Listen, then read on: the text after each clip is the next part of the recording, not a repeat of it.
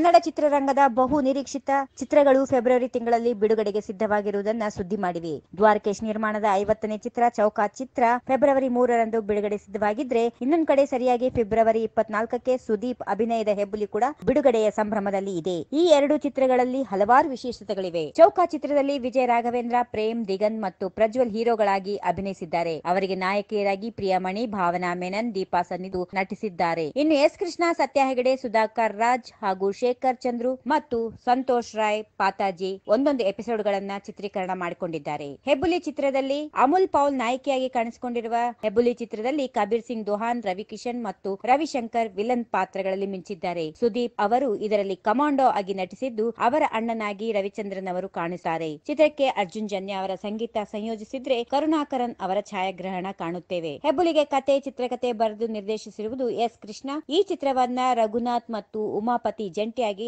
ನಿರ್ಮಿಸಿದ್ದಾರೆ. ಫೆಬ್ರವರಿ 24ಕ್ಕೆ ಬಿಡುಗಡೆಯಾಗುವುದು ಪಕ್ಕಾ ಆಗಿದೆ ಹೆಬ್ಬುಲಿ ಚಿತ್ರ.